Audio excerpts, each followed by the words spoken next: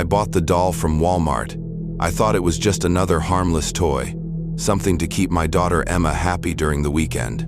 The store was busy that afternoon, filled with people hurrying to finish their shopping, unaware of what they were taking home. The doll sat among others on a neatly arranged shelf, smiling sweetly behind clear plastic. It seemed innocent enough, dressed in a cute pink dress with curly brown hair framing a pale porcelain face. Emma loved dolls, so I didn't think twice. I paid for it quickly and took it home, wrapped in a plastic Walmart bag, never suspecting the darkness I had just invited into my home. Everything felt normal at first. Emma played joyfully, holding the doll closely, talking to it in her room with quiet whispers only children understand. But within days, something changed. The first sign was subtle, something small enough that I brushed it off immediately. One night, as I tucked Emma into bed, she suddenly asked me why I was singing in the hallway. I hadn't been singing at all, and told her she must have imagined it. She seemed confused but eventually nodded and drifted off to sleep. I forgot about it, until 2 days later when I heard it myself, a soft humming, drifting from Emma's room late at night. Curious, I gently opened the door, peering inside. Emma was sound asleep, but the doll, sitting upright on the shelf, stared directly at me with lifeless eyes. Unease crept into my bones, yet I told myself it was nothing, just my imagination. Over the next week, stranger things started happening. Sometimes, I found the doll in places Emma swore she hadn't moved it to. It appeared in the kitchen, sitting on the counter, or waiting on the living room couch as if it had been expecting me. Each incident made my heart race, but I convinced myself it had to be Emma playing a game. Then the nightmares began. Each night I woke drenched in sweat, haunted by visions of the doll whispering my name, beckoning me towards something dark and hidden. I began to dread sleep, afraid of what awaited me when I closed my eyes. Emma changed too, becoming withdrawn, quiet, barely speaking a word during meals. She stared blankly, eyes empty of joy, often whispering to the doll as if they shared secrets no one else could hear. One evening, panic filled me as I noticed bruises forming on Emma's arm, small, finger-shaped bruises. When I asked her gently what happened, she looked at me with hollow eyes and whispered, "The doll doesn't like when I talk to you." My blood ran cold. That night, desperate and terrified, I threw the doll into the trash outside, slamming the lid shut and hoping that was the end. But the peace didn't last. At midnight, I woke to Emma screaming. Bursting into her room, I found her bed empty, the window wide open, curtains fluttering in the cold night air. Frantic, I ran outside, calling her name, my voice echoing into the darkness. I froze in terror when I saw her standing at the edge of the woods, holding the doll tightly, its porcelain face glowing in the moonlight. She turned slowly, her eyes completely black, her lips curved into an unnatural smile. "We're going home now, Mommy," she whispered. Then, before I could move, Emma vanished into the trees. I chased after her, branches scratching my face, heart pounding painfully. Suddenly, deep within the forest, I found Emma kneeling in a small clearing, the doll placed gently before her. As I approached, the air grew colder, thicker, making each step harder than the last. Emma turned her head slowly, her eyes now her own again but filled with fear. "Mommy, help me," she pleaded, reaching out desperately. But before I could take another step, the doll rose slowly from the ground, floating inches above the dirt, its porcelain mouth opening wide in a silent scream. I felt something invisible grip my throat, choking the breath from my lungs as whispers surrounded us, cold and hateful voices hissing warnings to stay away. I fought through the fear, lunging forward to grab Emma, pulling her into my arms, ignoring the pain as the voices grew louder. I ran blindly, clutching my daughter tightly, hearing the doll's furious scream fading behind us as we reached the safety of our home. By morning, Emma remembered nothing, the bruises fading as mysteriously as they appeared. Determined to end this nightmare, I returned to Walmart, demanding answers. The manager looked nervous as I described the doll, finally admitting that others had complained, children terrified by things they couldn't explain. Investigations revealed the shipment had come from an abandoned factory, long rumored to be haunted after a tragic accident took the lives of workers. Horrified, Walmart pulled every remaining doll from shelves, destroying them immediately. Emma and I moved shortly after, never looking back, desperate to forget. Yet sometimes, late at night, I swear I still hear the faint sound of humming, a chilling reminder that whatever darkness those dolls carried, it might still be out there, waiting quietly for its next victim.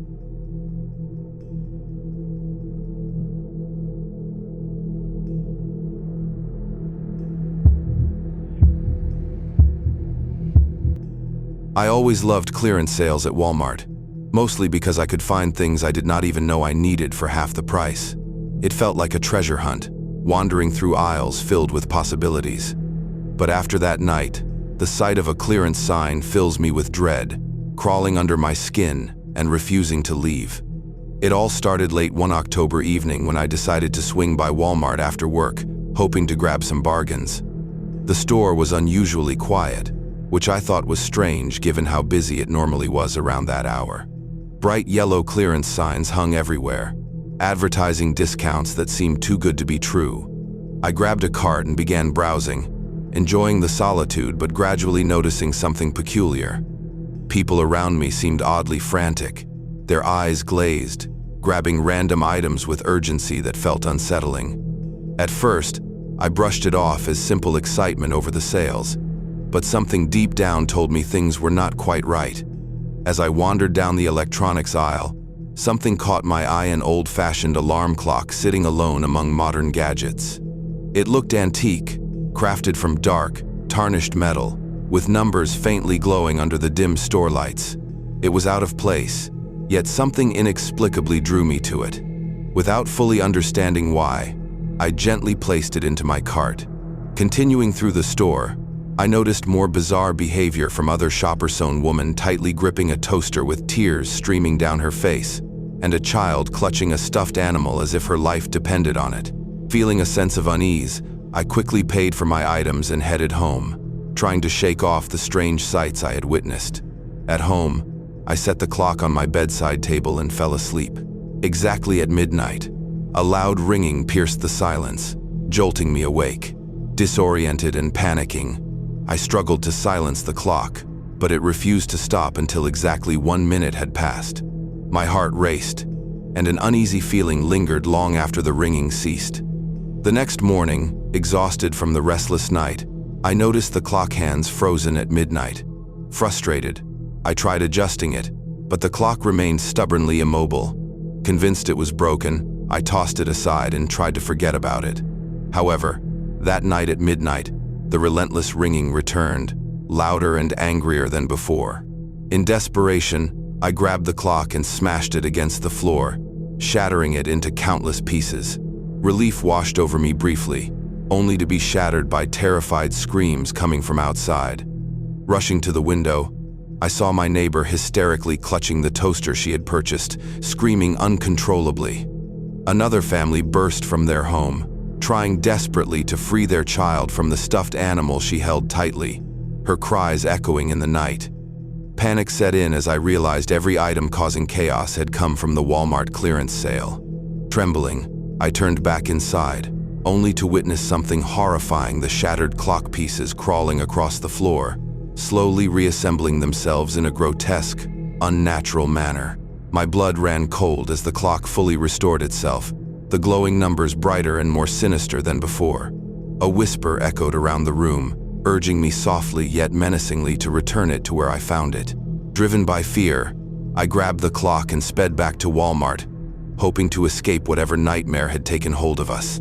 Arriving at the store, I saw others gathering in the parking lot, terrified and holding their cursed items tightly, unable to let go. Inside, the store had transformed, the aisles twisted unnaturally, shadows moving on their own accord, the air heavy and cold. At the heart of the chaos stood an elderly woman, frail yet towering, her eyes empty voids of darkness. A cruel smile played on her lips as she announced that the clearance sale had ended, and payment was now due. Items began vibrating violently, pulling shoppers towards her like magnets, screams filling the air as they helplessly clung to their purchases. The old woman's laughter resonated through the store as she revealed the terrible truth. This Walmart was built upon cursed ground, land unjustly taken long ago, and every 100 years, a debt was collected from those greedy enough to take what was never truly theirs. As the reality of our situation sank in, a deep despair overtook me. The woman raised her arms, and an impenetrable darkness enveloped us all, blotting out all sight and sound. When my eyes opened again, I was back in my bed, my heart pounding as if I'd just awakened from a nightmare. Everything seemed normal and peaceful, sunlight streaming gently through the window.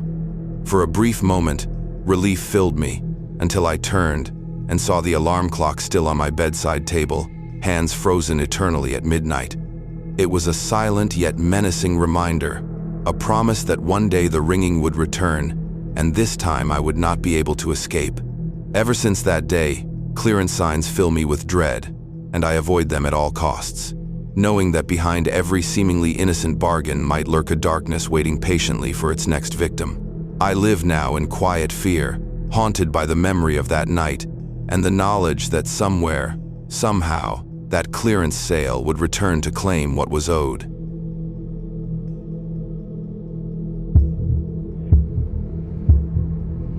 Every night when I close my eyes, I see those pale hands reaching up through the dirt floor. The memories of what I discovered beneath Walmart store number 347 haunt me like a disease that spreads through my thoughts. I had been working there for about 3 years as part of the overnight renovation crew, just another contractor trying to make an honest living updating the worn flooring in the oldest section of the building. The manager told us it would be a simple job: tear up the old tile, lay down the new stuff, and be done before the store reopened in the morning. That is what we thought until my drill broke through what should have been solid concrete. I remember calling over to Mike, telling him something was weird with the floor. When we pulled up more tiles, we found what looked like a trapdoor built right into the foundation. The store manager seemed just as confused as we were. He said the building plans never showed any basement or lower level, but there it was, a heavy metal door with an old rusted lock keeping it sealed. We probably should have called someone, reported it to corporate or something, but curiosity got the better of us. The manager grabbed a crowbar from hardware, and we pried that ancient lock off. The smell that came out was the first warning, like damp earth, mixed with something sweet and rotten. It reminded me of the time I found a dead raccoon under my porch. But worse, much worse. There was a narrow staircase leading down into complete darkness. The manager went first with his flashlight, and I followed, while Mike stayed up top saying he had a bad feeling. I wish I had listened to him. The basement was larger than I expected, extending well beyond what should have been the store boundaries. The walls were not modern construction but old stone, like the foundation of a much older building. The first room contained shelves of old merchandise, still in packaging from the 1960s, before the Walmart was even built. Dusty boxes of products with brand names I had never heard of, arranged in perfect rows. But as we moved deeper, the items changed. We found old wooden crates filled with strange objects, handmade dolls with teeth sewn into their cloth faces, jars of cloudy liquid, with things floating inside that I could not identify, and old books, with covers that felt warm to the touch despite the cold dampness of the room. The manager started taking photos, saying corporate would want to know about this weird historical find. He thought maybe the land had belonged to some kind of commune before Walmart bought it. That is when we found the back room. It was a perfect circle carved into the stone, with a strange symbol etched into the floor, like a star but with more points, surrounded by writing in a language I could not recognize. Arranged around this circle were 13 wooden chairs, each with restraints attached to the armrests and legs. On the far wall was a large stone altar with deep grooves cut into it, all leading to a drain in the center. The stains on that stone were so dark, they almost looked black in our flashlight beams. The manager stopped taking photos. He just stood there, staring at the altar, his face going pale. When I called his name, he jumped like he had forgotten I was there. He said we needed to leave, to seal this place back up and pretend we never found it. But as we turned to go, we heard something moving in the darkness behind us, a shuffling sound like bare feet on stone. Our flashlights caught glimpses of pale shapes moving between the shelves, always just out of clear view. We ran for the stairs, but the manager tripped on something. When I turned back to help him up, I saw what had caught his foot. It was a hand, reaching up through the dirt floor, fingers wrapped around his ankle. More hands began breaking through the earth all around us, pale-skinned with long, dirty fingernails. The manager screamed as he was dragged backward toward the circle room. I wish I could say I tried to help him, but fear took over, and I ran. I made it up the stairs and slammed the trapdoor shut. Mike helped me drag heavy shelving units over it before we called the police. When they arrived, they found no trapdoor, just solid concrete. The manager was gone, reported missing the next day. The renovation was canceled, and corporate sent in their own team to finish the flooring. They worked for 2 days straight, pouring new concrete and laying fresh tile. I quit that same week. 2 months later, I got a text from a number I did not recognize. It was a photo of the manager, his eyes hollow and skin pale, standing behind the customer service counter at store number 347. The message said, "We are always happy to serve. Low prices are just the beginning." I drove past the store last week and noticed they have expanded the grocery section. The new addition extends right over where we found that trapdoor. Sometimes I park across the street and watch the customers go in and out. Most look normal, but every so often someone exits who moves a little too stiffly, smiles a little too widely. Their eyes never quite focus on anything, like they are looking at something the rest of us cannot see. The worst part is that I recognize some of them as the same customers, day after day. They enter the store in the morning and leave at night, only to return again the next day. Always wearing the same clothes, always with that same empty smile. Last night I saw them bringing in new chairs through the loading dock, wooden ones, 13 of them. I think about that old commune the manager mentioned, how the land must have belonged to them before Walmart came. I wonder if Walmart actually replaced them, or if they just found a new way to continue, hidden beneath fluorescent lights and everyday low prices. I have tried to warn people, but who would believe such a crazy story? All I know is that the next time you are walking those wide aisles, pay attention to the employees who never seem to blink, the strange symbols hidden in the seasonal decorations, and most importantly, never accept their offer to see what is on sale in the basement. Because whatever is spreading beneath store number 347 is growing, and I think it has started to reach other locations too. The cult never left. They just changed their uniform to blue vests and their chants to price checks.